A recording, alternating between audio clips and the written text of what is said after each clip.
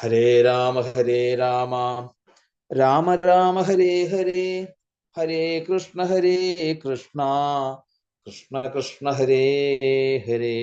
വന്ദേ മദനഗോപാലം രാസലീലാസമുദ്യതം യമുനാ പുളിനാവാസം ഗോപീജനസമാവൃതം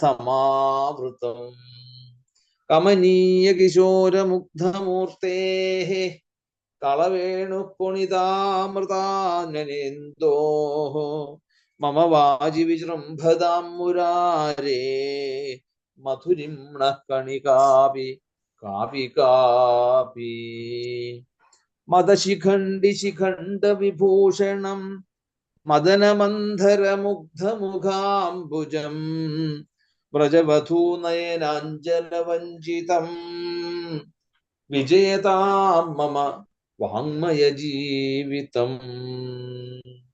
സർവത്ര ഗോവിന്ദനാമ സങ്കീർത്തനം, ഗോവിന്ദ ഗോവിന്ദ. യമുനയുടെ തട്ടിൽ കിടന്ന് കരയുന്നതായിട്ടുള്ള പ്രേമ ഭാവത്തോടുകൂടി പ്രേമ നൃത്തം ആണ് നമ്മളിപ്പോ അനുസ്മരിച്ചുകൊണ്ടിരിക്കുന്നത്. രാസം എന്നും ഭാഗവതത്തിലെ രാസമാണ് യഥാർത്ഥത്തില് ഭാഗവതത്തിൽ നിന്നും ഭാഗവതമാകുന്ന പാലിന്റെ നെയ്യ് എന്ന് പറയുന്നത് ഈ രാസമാണ്. 5 ഭാഗിച്ചിരിക്കുകയാണ് രാസപഞ്ചായിയെ.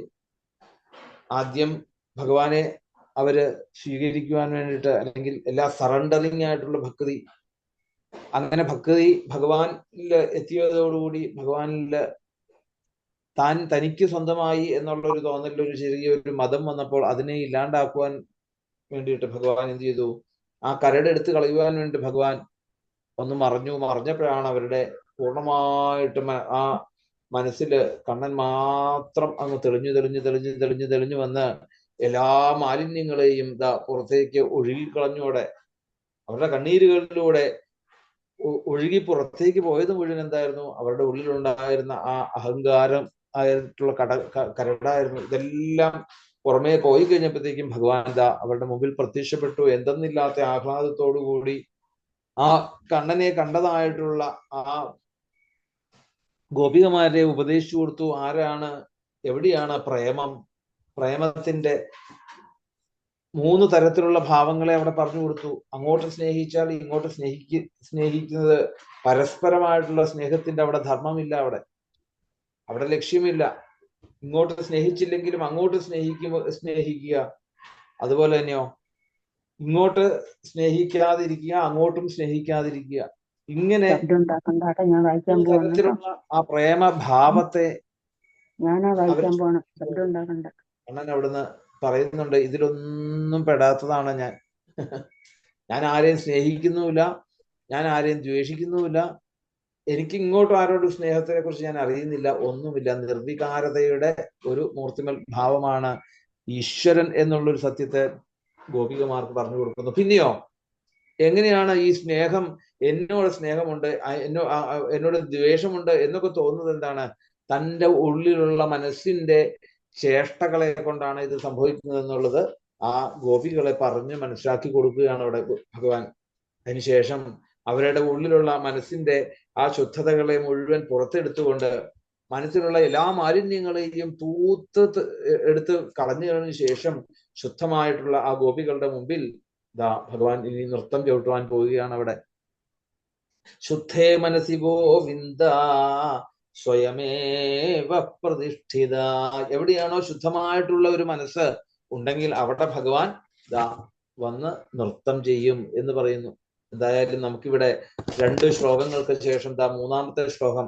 രാസോത്സവ സംപ്രവൃത്തോ ഗോപീമണ്ഡലമണ്ഡിത യോഗേശ്വരേണ കൃഷ്ണേന താസാം മധ്യേ ദ്വയോർദ്വയോഃ പ്രവിഷ്ടേന ഗൃഹീതാനാം കണ്ഠേ സ്വനികടം സ്ത്രീയാ യം മന്യേരന്നഭസ്താവൽ വിമാനശതസങ്കുലം ദിവൗകസാം സദാരാണാം ഔത്സുക്യാപഹൃതാത്മനാം.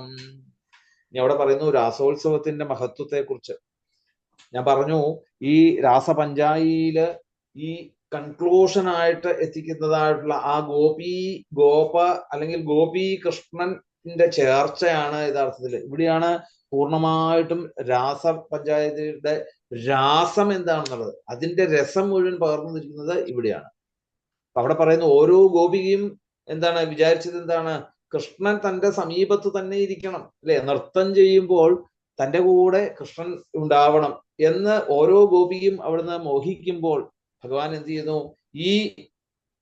ഈ രണ്ട് ഗോപികമാരുടെ ഇടയിൽ ഓരോ കൃഷ്ണൻ എന്നുള്ള രീതിയിൽ യോഗേശ്വരനായിട്ടുള്ള കൃഷ്ണൻ അവരുടെ കൂടെ നൃത്തം ചെയ്യുവാൻ വേണ്ടി തയ്യാറായി.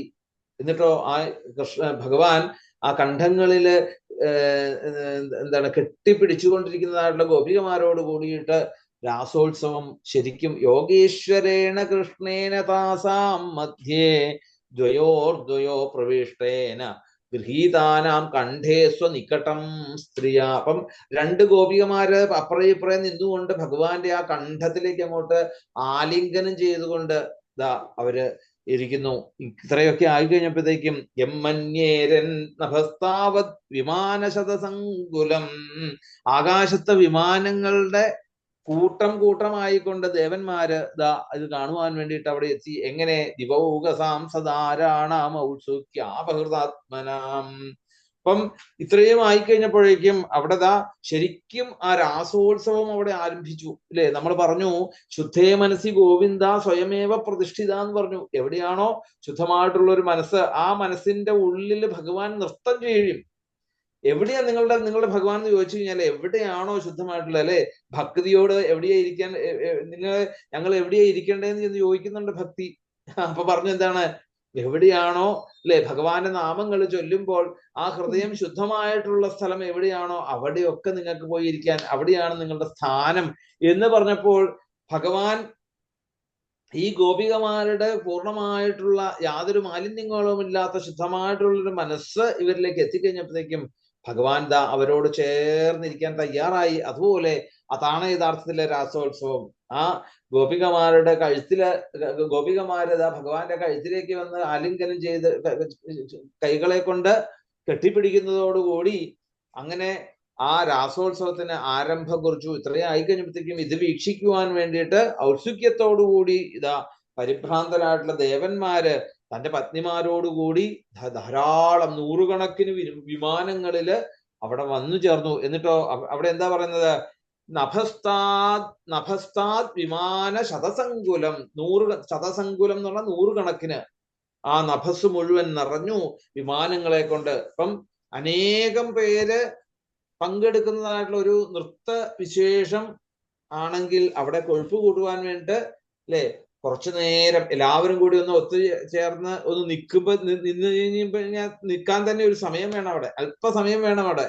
അപ്പം അത് തന്നെയല്ല, ഇതിനു മുമ്പ് ഒരു അഭ്യാസമോ അല്ലെങ്കിൽ ഒരു റിഹേഴ്സലോ ഒന്നും തന്നെ ഇവിടെ ഉണ്ടായിട്ടില്ല.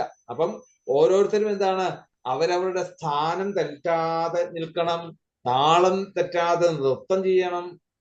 പിന്നെയോ അത് തന്നെയല്ല, അങ്ങനെ അതിന്റെ ഒരു പൂർണ്ണ രൂപം അവിടെ പ്രാപിക്കുവാൻ അല്പം സമയം വേണ്ടി വന്നു എന്ന് പറയാണ് അവിടെ. ഇന്ന് ആ രാസനൃത്തം ഒന്ന് വൃത്തിയായിട്ട് കാണുവാൻ വേണ്ടി വരാൻ ഒരു കുറച്ചു നേരത്തേക്ക് താമസം എടുത്തു. പിന്നെ അത് ശരിക്കും ആ ഭഗവാൻ അത് നടന്നു. അപ്പോഴേക്കും അവിടെ ദേവന്മാർക്കൊക്കെ ധൃതിയായി ഇത് കാണുവാൻ വേണ്ടിയിട്ട്, അല്ലെ? അങ്ങനെ ആ അഹമഹികയാ വിമാനങ്ങളിൽ നിന്ന് ആകാശം മുഴുവൻ ഓരോ പല സ്ഥലത്തായിക്കൊണ്ട് ആ പത്നിമാരോടുകൂടി ദേവന്മാരൊക്കെ അവിടെ വന്ന് നിന്നു. ദേവന്മാരെയൊക്കെ ഇതിലേക്ക് ആകർഷിച്ചത് എന്താണ്? ശരിക്ക് ഈ രാസോത്സവത്തിന്റെ ആ കാലവൈഭവത്തെയാണ് ശരിക്ക് അവരെ സമീപിച്ചത്. കാരണം ഇങ്ങനെ ഭൂമിയിൽ ഒരു സംഭവം നടക്കാവുന്നത് ഒരിക്കലും അത്ഭുതം തന്നെയാണ് അവിടെ. അപ്പം അവർക്ക് ആസ്വാദ്യം ആകണമെങ്കിൽ അമാനുഷികമായിട്ടുള്ള ഒരു കാര്യം, അല്ലെ? അമാനുഷികമായിട്ടുള്ളതേ ഇവർക്ക് ആസ്വദിക്കാൻ സാധിക്കുകയുള്ളൂ ദേവന്മാരെ സംബന്ധിച്ചിടത്തോളം. കാരണം എന്താണ്, അവര് ഭൂമിയിൽ നിന്നൊക്കെ ഉയർന്നു പോയവരാണ് അവര്. അപ്പം ഈ ഒരു അമാനുഷികത കണ്ടപ്പോൾ അത് ആസ്വദിക്കുവാൻ വേണ്ടിയിട്ടാണ് അവര് ഔത്സുക്യാപഹൃതാത്മനാം എന്ന് അവിടെ എടുത്തു പറയാൻ കാരണം അതാണ്. നൃത്തവിശേഷത്തിന്റെ ഏറ്റവും എന്താ അതിന്റെ ഉത്തുംഗ ശൃംഗത്തിൽ ഇരിക്കുന്ന ആരാണ്? ഭരതമുനിയാണ് അല്ലെ. ആ ഭരതമുനി സ്വർഗത്തിൽ വെച്ച് പോലും തന്റെ നാട്യശാസ്ത്രം അഭിനയിപ്പിച്ചതെല്ലാം ഇതൊക്കെ കണ്ടവരായിട്ടുള്ള ഈ ദേവന്മാര് സാധാരണഗതിയിലെ ഒരു പുരുഷനും അല്ലെങ്കിൽ കുറെ സ്ത്രീകളും കൂടി നദീതീരത്ത് ആനന്ദ നൃത്തം ആടുന്നത് കാണുവാൻ അത്ര വലിയ ഒരു ഔത്സുക്യം ഒന്നും അവിടെ തോന്നുകയില്ല അവിടെ. പക്ഷെ ഇവിടെ എങ്ങനെയാണ്? ധാരാളം കൃഷ്ണന്മാര് ധാരാളം വർദ്ധിച്ചു കഴിഞ്ഞപ്പോഴത്തേക്കും ഇതേവരെ ചിന്തിച്ചിട്ട് പോലും ഇല്ലാത്തതായിട്ടുള്ള ഒരു അനുഭൂതിയാണ് ദേവന്മാർക്കുണ്ടായത് എന്ന് പറയുകയാണ്. ആ ശ്രീകൃഷ്ണന്റെ ദിവ്യത്വം അവർക്ക് ഏറ്റവും സന്തോഷമായി അവിടെ ദേവന്മാർക്ക്. അങ്ങനെ അതുകൊണ്ടാണ് ഇത്ര ധൃതി വെച്ചുകൊണ്ട് അവരിതാ ആ മനസ്സിന്റെ സമനില പോലും തെറ്റിക്കൊണ്ട് പത്നിമാരോടുകൂടി വിമാനത്തിൽ വന്ന് ആ ഭൂമിയിൽ ഇതേവരെ നടന്നിട്ടില്ലാത്തതായിട്ടുള്ള ആ ഒരു കലാപ്രകടനം കാണുവാൻ വേണ്ടിയിട്ട് അവര് ഔത്സുക്യം കാണിച്ചതെന്ന് പറയാണ്. അപ്പം ഇവിടെ മുൻതൂക്കം ഭഗവാന്റെ എന്താണ്? ഈ ബഹുരൂപ അല്ലെ സ്വീകരണ ദർശനത്തിനാണ്.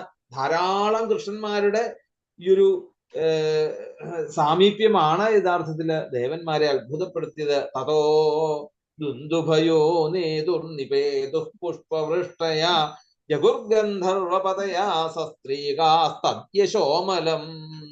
അവിടെ വാദ്യങ്ങൾ മുഴങ്ങി എന്ന് പറഞ്ഞ ദുന്ദുഭയോ നേതുർ പേതു പുഷ്പവൃഷ്ടയ അല്ലെ. ധാരാളം ദുന്ദുഭിനാദങ്ങള് ദേവവാദ്യങ്ങളൊക്കെ മുഴങ്ങി അവിടെ ആകാശത്ത് നിന്ന് പുഷ്പവൃഷ്ടി ഉണ്ടായി. അതുപോലെ ഗന്ധർവന്മാരിൽ നിന്ന് മുഖ്യനായിട്ടുള്ള അവിടെ ചിത്രരഥൻ തുടങ്ങിയതായിട്ടുള്ള ധാരാളം ഗന്ധർവന്മാര് അവരൊക്കെ ഇതിന് വേണ്ടതായിട്ടുള്ള ആ പത്നി സഹിതരായിക്കൊണ്ട് ആകാശത്തിൽ വന്ന് ഭഗവാന്റെ അപദാനങ്ങളെയൊക്കെ അവിടുന്ന് കീർത്തനങ്ങൾ ചെയ്തു.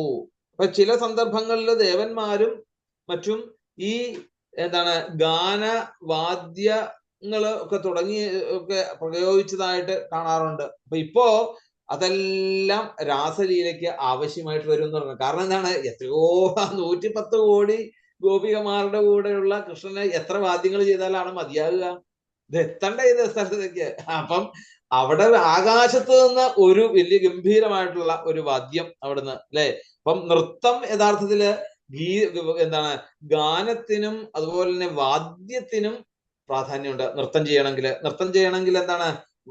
പാട്ട് മാത്രം പോരാ, പിന്നെയോ താളം വേണം അല്ലെ. ആ താളത്തിനനുസരിച്ചുള്ള ഒരു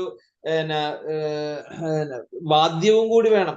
വാദ്യത്തിന്റെ ശബ്ദവും ആ ഗാനത്തിന്റെ ശബ്ദവും നൃത്തത്തിന്റെ അതിൻ്റെതായിട്ടുള്ള സൗണ്ട് ഉണ്ടാവും അല്ലെ. ചലങ്കകൾ, നൂപുരങ്ങളുടെ ശബ്ദം, ഇതെല്ലാം കൂടെ കൂടി വരുമ്പോഴാണ് അത് താളലയ സമന്വയത്തോടു കൂടിയിട്ടുള്ള ഒരു നാട്യവിശേഷം ആയിട്ട് മാറുന്നത് അവിടെ. അപ്പം ആ ഗാന വാദ്യ നൃത്തങ്ങളൊക്കെ ഇവിടെ സമ്മേളിക്കുന്നു. അതാണ് ശരിക്ക് തൈര്യത്രികം എന്ന് പറയും അവിടെ. തൗര്യത്രികം എന്ന് പറയുന്നത് അതാണ് ശരിക്കും. അപ്പം അങ്ങനെയുള്ള ആ രാസലീലയ്ക്ക് ഇന്ന് പൂർണ്ണമായിട്ടുള്ള ഒരു അവസ്ഥ എത്തിയത് ഈ ശരിക്കും പറഞ്ഞാല് വിമാനങ്ങളിലൂടെ വന്നിട്ടുള്ള ആ ദേവന്മാരുടെ ദേവവാദ്യങ്ങള് മുഴക്കിയപ്പോഴാണ്. ഗന്ധർവ ഗാനങ്ങളും അല്ലെ, ദേവന്മാരുടെ വാദ്യങ്ങളും പിന്നെ ചിത്രരഥൻ തുടങ്ങിയതായിട്ടുള്ള ധാരാളം ഗന്ധർവന്മാര് അവിടെ പാട്ടുപാടി അവരുടെ ഗാനങ്ങളും കൂടി ചേർന്നപ്പോഴാണ് യഥാർത്ഥത്തില് രാസലീല അല്ലെ രാസക്രീഡ അവിടെ പൂർണ്ണമായത്. ഗോപികളുടെ ഇനി അത് തന്നെയല്ല, അവിടെ പറയുന്നു ജഗുർഗന്ധർവപതയാ സസ്ത്രീകാസ്തദ്യശോമലം. ഇനി പറയാണ് അടുത്തത് ശ്ലോകത്തിലൊക്കെ അറിയാം. വലയാനാം നൂപുരാണാം കിങ്കിണീനാം ജയോഷിതാം സപ്രിയാണാം അനുഭൂച്ഛബ്ദ തുമുലോ രാസമണ്ഡലേ. ഇനി ഇത് മാത്രം മതിയോ?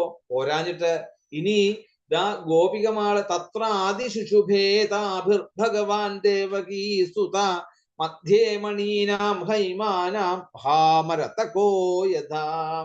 ഇനി അത് തന്നെയല്ല, ദേവന്മാരുടെ ഗംഭീരമായിട്ടുള്ള വാദ്യഘോഷങ്ങളുടെ ഇടയില് ഇടയിൽ ഇനി ഒരു ഗ്യാപ്പ് ഉണ്ടാകാൻ പറ്റില്ല. അതിനു വേണ്ടിട്ട് എന്തായി, അതിനു വേണ്ടിട്ട് ആ ഗോപികമാരുടെ കിങ്ങിണികള്, കാൽച്ചിലമ്പുകള്, കൈവളകള്, കയ്യിലുള്ള വളകള് ധാരാളം ധരിച്ചിട്ടുണ്ട്. ഈ വളകള് തമ്മില് കൂട്ടിമുട്ടുമ്പോൾ ഉണ്ടാകുന്നതായിട്ടുള്ള ശബ്ദം, കാൽച്ചിലമ്പുകള്, അതിലെ ചിലമ്പുകളിലെ ഓരോ മണികൾ തമ്മിൽ കൂട്ടിമുട്ടുമ്പോൾ ഉണ്ടാകുന്നതായിട്ടുള്ള ശബ്ദം, കിങ്ങിണികള്, അരമണി കിങ്ങിണികള്, അരപ്പട്ടയിൽ നിന്നുണ്ടാകുന്ന ശബ്ദങ്ങൾ, ഇങ്ങനെ ഇവിടെയൊക്കെ ഇതിൽ നിന്നും ഇടകലർന്നുള്ള ശബ്ദം ആ രാസമണ്ഡലത്തിൽ മുഴങ്ങുവാൻ തുടങ്ങി. അപ്പൊ എത്രയെത്ര വാദ്യങ്ങളാണ് അവിടെ വന്നിരിക്കുന്നത്. ദേവന്മാരുടെ വക ഒന്ന്, പിന്നെ ഇവരുടെ ഈ അംഗചലനങ്ങളിലൂടെ അവരുടെ അനുഭവിച്ചിട്ടുള്ള വലയാനാം നൂപുരാണാം കിങ്കിണീനാം യോഷിതാം സപ്രിയാണാം അഭൂശബ്ദ തുമുലോ രാസമണ്ഡലേ. അപ്പം ഇങ്ങനെ ആ നൃത്തത്തിൽ അവരുടെ ആ നൂപുരങ്ങള്, അതുപോലെ തന്നെ കിങ്ങിണികളിൽ നിന്നുമൊക്കെ ശബ്ദങ്ങള് വരുന്നതോടുകൂടി അവരുടെ ആ രാസമണ്ഡലം അങ്ങ് ഭംഗിയായിട്ട് ശോഭിച്ചു. ഇനി എങ്ങനെയാ മുകളിൽ നിന്ന് നോക്കിക്കഴിഞ്ഞാൽ രാസമണ്ഡലത്തിലെ തത്രാദിശുഭേദാവിർ ഭഗവാൻ ദേവകീസുത, ആ ദേവകീസുതനായിട്ടുള്ള ഭഗവാൻ നിൽക്കുന്നത് കണ്ടു കഴിഞ്ഞാല് നോക്കൂ, ഈ എല്ലാ ഗോപികമാരും അവരവര് ധരിച്ചിട്ടുള്ള സ്വർണ്ണ രത്നങ്ങളാണ് ധരിച്ചിരിക്കുന്നത്. ആ രത്നങ്ങളുടെ നടുക്ക് ഒരു പച്ചക്കല്ല്, മരതകപ്പച്ച എങ്ങനെയാണോ ശോഭിക്കുന്നത്, അതേപോലെ സ്വർണത്തിന്റെ നടുക്ക്, രത്നങ്ങളുടെ നടുക്ക് ഒരു മരതകപ്പച്ച ശോഭിക്കുന്നത് പോലെ സ്വർണം പതിഞ്ഞ രത്നക്കല്ലുകൾക്ക് ഇടയിലെ മഹാമരതകം എന്നുള്ള രീതിയിൽ ദേവകീപുത്രനായിട്ടുള്ള ഭഗവാൻ അവിടെ വിളങ്ങി എന്ന് പറയാണ്. അപ്പം താളത്തിനൊത്ത് നൃത്തം എന്നതാണ് യഥാർത്ഥത്തിൽ സാധാരണ ഒരു സമ്പ്രദായം, അല്ലെ? താളത്തിനനുസരിച്ചാണ് നൃത്തം, അല്ലെങ്കിൽ നൃത്തത്തിനനുസരിച്ച് താളം കൊട്ടും. നമ്മൾ കണ്ടറിയാൻ സാധിക്കും. ഓരോ നൃത്ത വിശേഷത്തിനനുസരിച്ച് ആ മൃദംഗം കൊട്ടുന്ന കാണുമ്പോൾ അറിയാം. അപ്പൊ മൃദംഗം എന്താണ്? ആ മൃദംഗത്തിന്റെ ആ നടക്കനുസരിച്ചാണ് നൃത്തം. അപ്പോ ഇവിടെ ദേവവാദ്യങ്ങള് അവിടെ വേണ്ട രീതിയിൽ അതിനനുസരിച്ച് അവിടെ ചെയ്യുന്നുണ്ട്. പിന്നെ എന്താണ്, നൃത്തത്തിനകത്ത് വേറൊരു താളം കൂടി ഉണ്ടായി എന്നാണ് പറഞ്ഞത്. എന്താണ് അതെങ്ങനെയാന്ന് വെച്ചാൽ, ഗോപികമാരുടെ ആ വലയാനാം നൂപുരാണാം, അല്ലെ, വലയാദ്യ ആഭരണങ്ങളുടെ കിലുക്കം കൊണ്ട് തന്നെ ഇവിടെ ഈ ദേവകീസുതനായിട്ടുള്ള കൃഷ്ണനെ അവിടെ ശ്രീ ശൂബ്രഹ്മർഷി കാണിച്ചിരിക്കുന്നത് എന്താണ്? രത്നങ്ങളുടെ ഇടയിൽ ഒരു മരതകപ്പച്ച എങ്ങനെയാണോ ശോഭിച്ചിരിക്കുന്നത്, അതേപോലെ ഗുരുവായൂരപ്പൻ അവിടെ ശോഭിച്ചു നിൽക്കുന്നു. അപ്പം എന്താണ്, അവിടെ പല കല്ലുകളും പതിച്ചതായിട്ടുള്ള സ്വർണ്ണാഭരണത്തില് പക്ഷെ മരതകത്തിനൊരു പ്രത്യേകത ഉണ്ടെന്നാ പറയുന്നത്. ധാരാളം രത്നങ്ങൾ ഉണ്ടാവുമായിരിക്കും, പക്ഷെ മരതകപ്പച്ച എടുത്തു കാണിക്കും അവിടെ. അപ്പം അങ്ങനെയുള്ള ആ മരതകം വിളങ്ങുന്നത് പോലെ കൃഷ്ണൻ അവിടെ ശോഭിച്ചു. സ്വർണം, യഥാർത്ഥത്തിൽ ഇവിടെ സ്വർണം എന്ന് ഉദ്ദേശിക്കുന്നത് എവിടെയാണ്? ഗോപികമാരെയാണ് ഉദ്ദേശിച്ചത്. ആ ഗോപികമാരാകുന്ന സ്വർണത്തിന്റെ ഇടയില് വിളങ്ങുന്നതായിട്ടുള്ള ആ കൃഷ്ണൻ അങ്ങനെ അവരില് ഒട്ടിച്ചേർന്ന് അവിടെ നിൽക്കുന്നതായിട്ടുള്ള ഒരു രംഗം കാണുമ്പോൾ ഗോപികമാരുടെ ദൃഷ്ടിയിൽ ഒരേ ഒരു കൃഷ്ണനേ ഉള്ളൂ ശരിക്ക്. അതാണ് അവിടെ നമ്മൾ നോക്കാം. തത്രാദിശുഭേദാഭിർ ഭഗവാൻ ദേവകീ സുതാ മധ്യേ മണീനാം ഹൈമാനാം മഹാമരതകോ യഥാ. പിന്നെ ഇനി എങ്ങനെയാണ്, ഇപ്പൊ ഇത്രയായി കഴിഞ്ഞപ്പോൾ ഇനി ആ നൃത്തം ചവിട്ടുന്നതിന്റെ രീതിയാണ്. അവിടെയാണ് യഥാർത്ഥത്തിൽ നമ്മള് രാസമണ്ഡലത്തില് ആ കൃഷ്ണൻ ആ ഗോപികമാരുടെ നടുവിൽ നിന്നുകൊണ്ട്, അല്ലെങ്കിൽ ഓരോ ഗോപിക്കും ഓരോ കൃഷ്ണൻ എന്നുള്ള രീതിയിൽ നൃത്തമാടുന്ന രംഗത്തെ അവിടെ നമുക്ക് പല സ്ഥലത്ത് ചെന്ന് കഴിഞ്ഞാൽ അതിന്റെ രാസക്രീഡയുടെ എന്താ ചിത്രങ്ങൾ കാണാൻ സാധിക്കും. എന്നതുപോലെ ആ ചിത്രത്തിന്റെ ഒരു പദവിന്യാസമാണ് യഥാർത്ഥത്തിൽ 8ാമത്തെ ശ്ലോകം. അതാണ് ഏറ്റവും പ്രധാനമായിട്ടുള്ള ശ്ലോകം. പാദന്യാസേർഭുജവിദുദുഭി സസ്മിതേർഭ്രൂവിലാസൈഹി ഭജ്യൻ മധ്യൈശ്ചല കുചപടൈഹി കുണ്ഡലീർഗണ്ഡലോലൈഹി ഹൃദ്യന്മുഖ്യകപരരശനാഗ്രന്ഥയ കൃഷ്ണവധ്വോ ഗായന്ത്യഃ തം തടിത ഇവതാ മേഘചക്രേ വിരേജു പാദന്യാസൈഹി. അതായത് രാസലീലയുടെ ഒരു സാമാന്യ സ്വഭാവമാണ് ഇവിടെ പറയുന്നത്. എങ്ങനെയാണ് പദവിന്യാസം എങ്ങനെയാണ്? താളത്തിനൊത്ത പദവിന്യാസം. പാദന്യാസീർ ഭുജ വിദുദ്ഭി, അല്ലെ?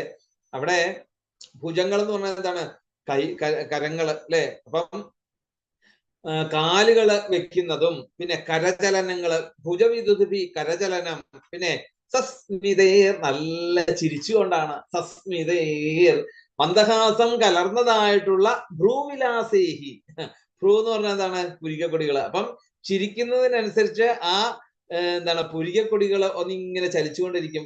ആ പുരികക്കൊടികൾ ഇങ്ങനെ തളിര് പോലെ ചലിച്ചുകൊണ്ടിരുന്നുകൊണ്ട് ചിരിച്ചുകൊണ്ട് ഭഗവാൻ ആ കരചലനങ്ങൾ ചെയ്തുകൊണ്ട് ഭുജ സസ്മിതേർ ഭൂവിലാസിർ ഭജ്യൻ മധ്യൈശലകുചപടൈഹി.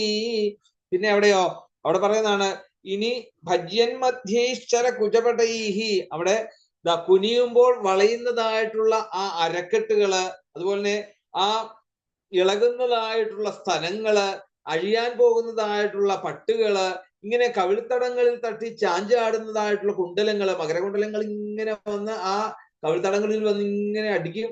അപ്പം അങ്ങനെ ചാഞ്ചാടുന്ന കുണ്ടലങ്ങള്, സുജ്യന്മുഖ്യഖബരരചന ഗ്രന്ഥയ കൃഷ്ണവദ്ധോ കുണ്ടലൈർ ഗണ്ഡലോലൈഹി. ആ ലോലമായിട്ടുള്ള കവിൾത്തടങ്ങളിൽ ഇങ്ങനെ മകരകുണ്ടലങ്ങൾ വന്ന് ഇങ്ങനെ തട്ടും. അങ്ങനെയുള്ള അല്പം ഒന്ന് വിയർപ്പ് പൊടിഞ്ഞതായിട്ടുള്ള ആ ഒരു മുഖം, പിന്നെയോ അഴിഞ്ഞ് ഉലഞ്ഞു കിടക്കുന്നതായിട്ടുള്ള തലമുടികളൊക്കെ അവിടുന്ന് പടർന്നു തുടങ്ങി. ഇനിയോ കെട്ടഴിച്ചതായിട്ടുള്ള ആ അരഞ്ഞാൺ അവിടുന്ന് കെട്ടഴിയാൻ തുടങ്ങി. ഇങ്ങനെയുള്ള രീതിയില് ദാ കൃഷ്ണനും ആ കാമിനിമാരായിട്ടുള്ള ഗോപികമാരും അവരെങ്ങനെയാണ് ഗായന്ത്യസ്തം, ആ ഗാനാലാപം ചെയ്തുകൊണ്ട് പാട്ടുപാടിക്കൊണ്ട് തടിത ഇവത മേഘചക്രേ വിരേജു, നൃത്തം തുടർന്നു. എങ്ങനെ? ഇത് കണ്ടു കഴിഞ്ഞാല് കാർമേഘങ്ങൾക്കിടയിലുള്ള മിന്നൽ പിണര് പോലെ അവിടെ തോന്നിപ്പിക്കുന്നു പറയാണ്. കാർമേഘത്തിന്റെ ഇടയില്, കാർമേഘം എന്ന് പറയുമ്പോൾ തന്നെ അറിയാം, നല്ല കറുത്ത ഇരിക്കുന്നതിന്റെ ഇടയില് ഒരു വെളിച്ചം, ഒരു ധവളപ്രകാശത്തോടു കൂടിയിട്ടുള്ള ഒരു മിന്നൽ ഇങ്ങോട്ട് വരുമ്പോഴേക്കും എങ്ങനെയാണോ ശോഭിക്കുക, അതേപോലെ ആ ഗോപികമാരുടെ മധ്യത്തില് ഭഗവാൻ, അല്ലെങ്കിൽ ഓരോ ഗോപിക്കും ഓരോ കൃഷ്ണൻ എന്നുള്ള രീതിയില് അവിടെ ഗംഭീരമായിട്ട് രാസലീല അവിടെ നടന്നു. അപ്പൊ രാസലീലയില് ലയിച്ച് ഇരിക്കുമ്പോഴേക്കും അവരുടെ ശരീരത്തിൽ നിന്നും വസ്ത്രങ്ങൾ പോകുന്നത് പോലും അവരറിയുന്നില്ല. അവരുടെ താളത്തിനൊത്തതായിട്ടുള്ള പദവിന്യാസവും അതുപോലെ തന്നെ കരചലനവും മറ്റും ലാസ്യപ്രധാനമായിരുന്നു എന്ന് പറയാണ്. അതാണ് അവിടുത്തെ ഏറ്റവും മഹത്വം. അങ്ങനെ ആ കരചലനം, അതുപോലെ തന്നെ നൃത്തത്തിന്റെ ലക്ഷണം, പിന്നെയോ അവർ ഗായന്ത്യസ്തം, അല്ലെ? അവര് ആ നൃത്തത്തിനനുസരിച്ച് പാടുന്നത് കൈകൊണ്ട് മുദ്ര കാണിക്കുന്നു. അതാണ് ഹസ്താഭിനയം. നൃത്തത്തിലെ ഏറ്റവും വിശേഷമാണ് ഹസ്താഭിനയം. പാടുന്നതിനനുസരിച്ച് അതിനെ ഉൾക്കൊള്ളിച്ചുകൊണ്ടുള്ള മുദ്രകളെ കൊണ്ട് ആ കഥയെ അല്ലെങ്കിൽ ആ ഒരു വാക്കിനെ അവിടെ കാണിക്കുക, ഹസ്താഭിനയം. അപ്പൊ അതിനനുസൃതമായിട്ടുള്ള, അത് മാത്രം മതിയോ? അത് മാത്രം പോരാ, മുഖാഭിനയം കൂടെ വേണം. അപ്പൊ ഇതെല്ലാം കൂടെ കൂടുമ്പോ, അപ്പം ഹസ്താഭിനയം, അതിന്റെ കൂടെ മുഖാഭിനയം, അവിടെ മേഘത്തോട് ഉൾപ്രേക്ഷിച്ചത് എന്താണ്? യഥാർത്ഥത്തില് മേഘത്തോട് ഉൾപ്രേക്ഷിച്ചത് അവിടെ ആ ശ്രീകൃഷ്ണന്മാരുടെ സമൂഹം. അതാണ് കറുത്തിരുണ്ടതായിട്ടുള്ള മേഘം, അതാണ് ശ്രീകൃഷ്ണന്മാരാണ്, അല്ലെ? എത്രയോ ശ്രീകൃഷ്ണന്മാരാണ്. അതെല്ലാം കൂടെ നടത്തിയും കറുത്തിരണ്ടതായിട്ടുള്ള ആ ശ്രീകൃഷ്ണന്മാരുടെ സമൂഹത്തെ മിന്നൽ പിണരുകളായിട്ട് ചിത്രീകരിച്ചത് ആരാണ്? അല്ലെ? സ്വർണ്ണ മണികളായിട്ടുള്ള ഗോപികമാര്. ആ ഗോപികമാരെ ഈ കറുത്തിരണ്ടതായിട്ടുള്ള മേഘങ്ങളുടെ ഇടയിൽ എങ്ങനെയാണോ മിന്നൽ പിണർ വന്ന് പ്രകാശിപ്പിക്കുന്നത്, അതേപോലെ അവിടെ ശോഭിച്ചു എന്ന് പറയുകയാണ്. അപ്പം ഒരു പരിധി വരെ ഇവിടെ ആ ഗോപികമാരെ സംബന്ധിച്ചിടത്തോളം സ്മരാന്ധകൾ എന്ന നായികമാരായിട്ട് വേണമെങ്കിൽ പരിഗണിക്കാം. സ്മരാന്ധകൾ എന്ന് പറഞ്ഞാൽ എന്താണ്? ശരിക്ക് ആ എല്ലാം വിട്ട് കണ്ണനെ കണ്ടതായിട്ടുള്ള അവസ്ഥയിൽ ശരീരബോധം പോലും മറന്ന് കണ്ണനോട് ചേർന്ന് നിൽക്കുന്ന ആ ഒരു അവസ്ഥ, അതേ ആ ഒരു ലജ്ജ പോലും ഭഗവാൻ ആദ്യം തന്നെ കൊടുത്തു, അല്ലെ? കാർത്യായനി പൂജയുടെ അവിടെ വെച്ച് തന്നെ ശരീരത്തിന്റെ ലജ്ജയെ അവർക്ക് പൂർണ്ണമായിട്ട് അവർക്ക് അതിൽ നിന്നും രക്ഷപ്പെടുത്തി അവരെ. അങ്ങനെയുള്ള ആ ഗോപികമാര് ഉച്ചൈർജഗുർനൃത്യമാന രക്തകണ്ഠ്യോരതി പ്രിയാഹ കൃഷ്ണാഭിമർശമുദിത യൽഗീതേനേദമാവൃതം ഉച്ചൈർജഗുർ നൃത്യമാന രക്തകണ്ഠ്യോ രതിപ്രിയാഹ. രതിപ്രിയാഹ, രതിയിലെ പ്രിയകളും അതുപോലെ തന്നെ കൃഷ്ണാഭിമർശമുദിതാഹ. ഇനി ആ ഭഗവാനോടൊത്ത് രമിക്കുവാൻ വേണ്ടിയിട്ട് താല്പര്യമുള്ളവരും അതുപോലെ ആ ശ്രീകൃഷ്ണന്റെ അംഗസംഗത്താൽ അത്യാനന്ദം പൂണ്ടവരും ഒക്കെ നല്ല കണ്ഠശുദ്ധിയുള്ളവരുമായിട്ടുള്ള അവര് നൃത്തത്തോടൊപ്പം ഉറക്കെ അവര് ഗാനവും ചെയ്തു, ഗാനം ആലപിച്ചു. അങ്ങനെയുള്ള ആ ഗാനം ദാ ഈ ലോകം മുഴുവൻ മാറ്റുലി കൊണ്ടു എന്ന് പറയാണ്. രക്തകണ്ഠ്യോ നാനാരാഗീ രണ്ടിഞ്ചിത കണ്ഠ്യ എന്ന് ശ്രീധരീയത്തിന്റെ പാഠം. രക്തകണ്ഠ്യോ നാനാരാഗീർ അനുരഞ്ജിത കണ്ഠ്യ എന്ന് പറഞ്ഞാലോ പല ഏത്ത രാഗങ്ങളും അവരുടെ ആ കണ്ഠത്തിലെ ഭഗവാന്റെ സ്പർശമുള്ളതോടുകൂടി എപ്പോ എന്തു വിചാരിക്കുന്നു ആ രാഗങ്ങൾ അവരുടെ ഉള്ളിൽ നിന്ന് പുറത്തേക്ക് വരികയാണെന്ന്. നാനാരാഗീർ അനുരഞ്ജിത കണ്ഠ്യ, അങ്ങനെ അനുരഞ്ജിപ്പിക്കുന്ന രീതിയിൽ രാഗമാലിക എന്നുള്ള രീതിയിൽ പല വിധത്തിലുള്ള രാഗങ്ങള് ഇവരുടെ ഉള്ളിലേക്ക് വന്നു ചേരുന്നു. ഈ ഓരോ രാഗങ്ങളും പ്രത്യേകം മാറി വരുന്നത് എന്തുകൊണ്ടാണ്? ഭാവങ്ങൾക്കനുസരിച്ചാണ് രാഗം, അല്ലെ? ശോകമായിട്ടുള്ളതിന് ശോകത്തിന് വേണ്ടിയിട്ട് ഒരു രാഗം, ശൃംഗാരത്തിനൊരു രാഗം, ഇല്ലേ? അപ്പൊ ഇവിടെ പറയുകയാണ് പല രാഗങ്ങളും രാഗമാലികയായിക്കൊണ്ട് തന്നെ അവരുടെ ഉള്ളിൽ നിന്നും അത് പുറത്തേക്ക് വരുന്നു. പരസ്പരം സ്വരം പിഴയ്ക്കാത്ത രീതിയിൽ ഒരേ താളത്തില് ഒരേ ഈണത്തിൽ എല്ലാവരും ഗാനം ആലപിച്ചു. അവിടെ പലരും പലവിധമല്ല അവിടെ. അപ്പം രക്തകണ്ഠം എന്ന് പറയാൻ കാരണം എന്താണ്? അവിടെ രക്തകണ്ഠം എന്നൊരു ഭാഷ അവിടെ വന്നു. രക്തകണ്ഠ്യോ രതിപ്രിയ. ആരെ രക്തകണ്ഠം? ഈ ചുവന്ന കണ്ഠമുള്ളത് കുയിലിനാണ്. കുയിലിന്റെ പേരാണ് രക്തകണ്ഠം എന്ന് പറയുന്നത്. അപ്പം രക്തകണ്ഠോ രതിപ്രിയ, രക്തകണ്ഠ്യോ രതിപ്രിയ എന്നവിടെ പറയുന്നുണ്ടെങ്കിൽ അവിടെ ദാ കുയിലുകളായിട്ട് പരിണമിച്ചു എന്ന് അവിടെ നമുക്ക് അർത്ഥമാക്കാൻ സാധിക്കും. കുയിലുകളെ പോലെ അവരിതാ എല്ലാവർക്കും ഇമ്പമാകുന്ന രീതിയിൽ പാട്ടുകൾ പോലും പാടിക്കൊണ്ട് ഇപ്പൊ എന്താ ശരിക്കും ഏതാ സമയം ഏതാ? ഈ രാവിലെ 8 മണിക്കാണോ? അല്ല, രാത്രിയില്, അല്ലെ? ഏകദേശം ഇപ്പം കോമളം ചേച്ചി ഇപ്പം അനുഭവിക്കുന്ന സമയമാണ്. രാത്രി 12 മണി 1 മണി സമയത്താണ് ഈ രാസലീല നടക്കുന്നത്. അപ്പം അവിടെ ലോകരെല്ലാം ഗാഠനിദ്രയിലുള്ളപ്പോഴാണ് യഥാർത്ഥത്തിൽ ഈ ഒരു ഗാനം ആലപിക്കുന്നത്. അപ്പൊ ഒന്ന് ആലോചിച്ച് നോക്കൂ, ഈ സൈലന്റ് ആയിട്ടുള്ള സമയത്ത് ഇങ്ങനെ വലിയൊരു ശബ്ദം ഈ ലോകത്തേക്ക് പുറപ്പെടുവിക്കുമ്പോഴേക്കും എല്ലാവർക്കും അത് കേൾക്കാൻ ഇമ്പമാർന്ന ഒരു അവസ്ഥയിലേക്ക് എത്തി. അതുകൊണ്ട് അതിനാല് എല്ലാവരും ഇത് കേട്ട് കാണും എന്നവിടെ പറയാണ്. പക്ഷേ ഒരു കാര്യം മാത്രം പറയാം, ഇതാണ്, ഇത് ദേവന്മാര് കേൾക്കുന്നത് പോലെ മനുഷ്യന്മാർ മുഴുവൻ കേട്ടോളണം നിർബന്ധമില്ല. കാരണം എന്താണ്? അതുപോലെ മനഃശുദ്ധിയുള്ളവർക്ക് മാത്രമേ ഇത് അതിനെ കേൾക്കാൻ സാധിക്കുകയുള്ളൂ. ഭാഗ്യമുണ്ടായാൽ എന്താണ്? അവർക്ക് ആനന്ദ നിർവൃതിക്ക് കാരണമായിട്ട് വരും എന്ന് പറയാണ്. കാജിൽ സമം മുകുന്ദേന സ്വരജാതിരമിശ്രിതാഹ കുന്നിന്യേ പൂജിതാതേന പ്രിയതാ സാധു സാധ്വിതി തദേവ ധ്രുവമുന്നിന്യേ തസ്യൈമാനം ജബഹ്വദാൽ. അവിടെ പറയുന്നു ഷഡ്ജാതി സ്വരങ്ങൾ എന്ന് പറയും, അല്ലെ? 6 സ്വരങ്ങൾ. 7ആണോ സ്വരങ്ങള്? സരി ഗമ പഥ നീ കഴിഞ്ഞ പിന്നെ ഏതാ? വീണ്ടും സായാണ്, അല്ലെ?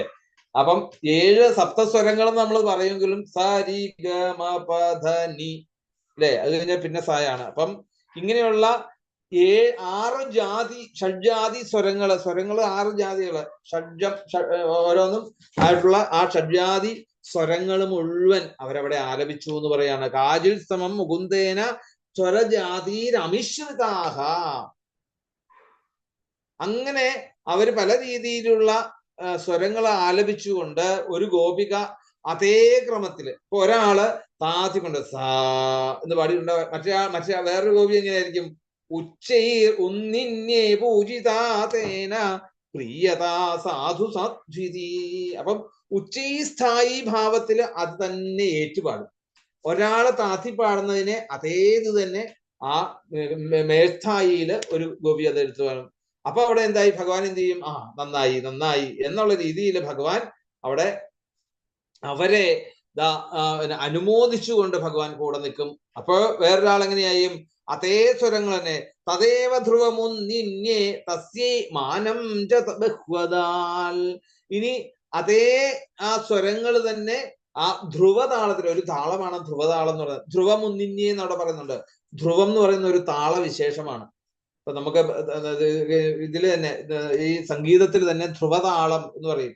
അങ്ങനെയുള്ള ആ ധ്രുവ താളത്തില് ആലപിച്ചു അവരെ.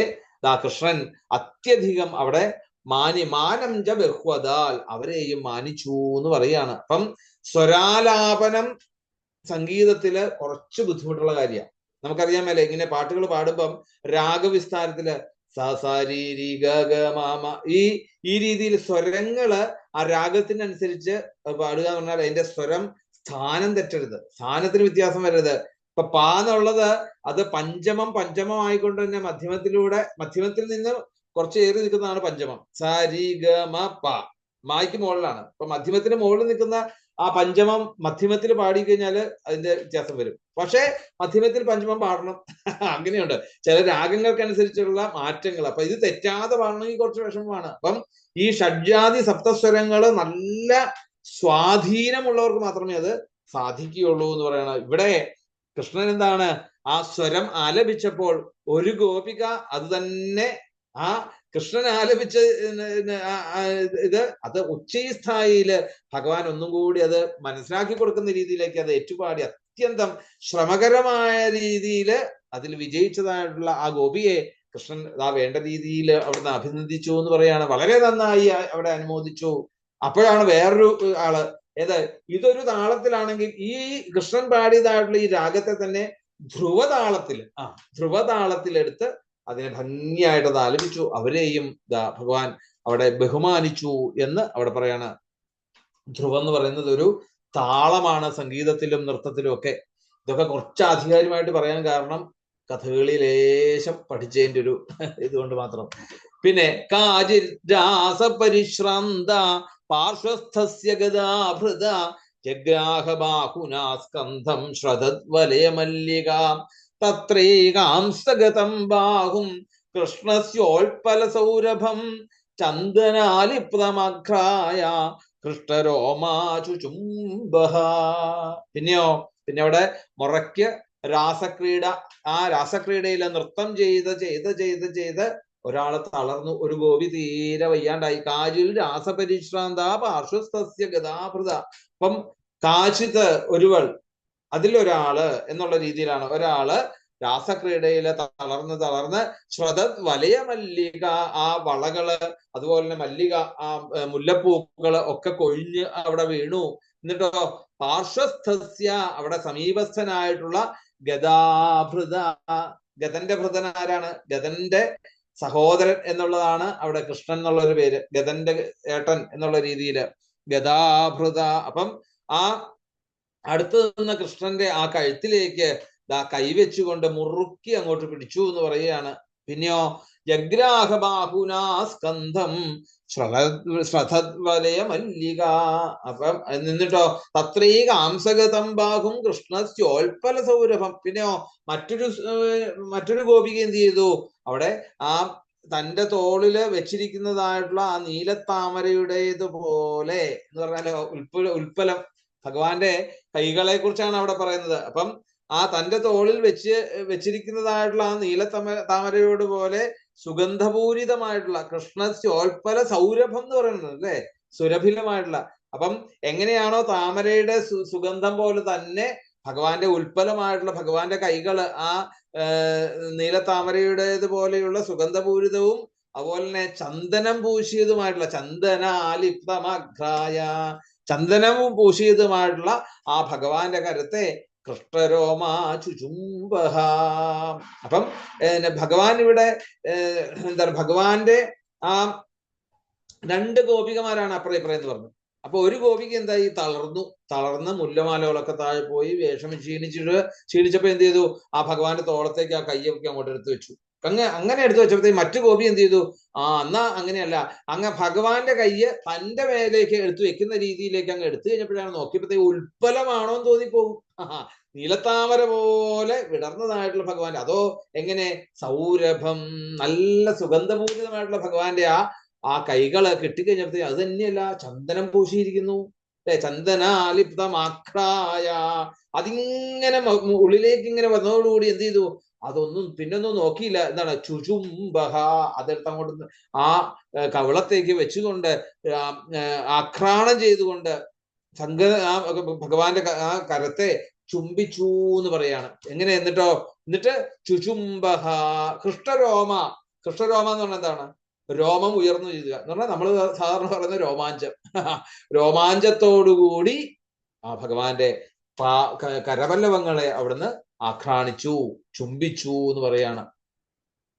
അപ്പൊ അങ്ങനെ ആ ഗോപി ചുംബിച്ച് സന്തോഷമായിട്ടിരിക്കട്ടെ. നമുക്ക് ഇനി ബാക്കിയുള്ള ഭാഗങ്ങളൊക്കെ അടുത്ത ദിവസം നമുക്ക് ആസ്വദിക്കാം. ഇപ്പൊ നമുക്ക് ആ ഭാഗവത പാരായണത്തിലേക്ക് ശ്രദ്ധിക്കാം. ഗോവിന്ദനാമ